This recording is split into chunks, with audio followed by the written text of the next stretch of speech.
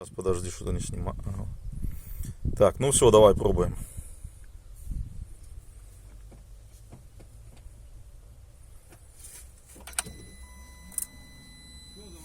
Угу.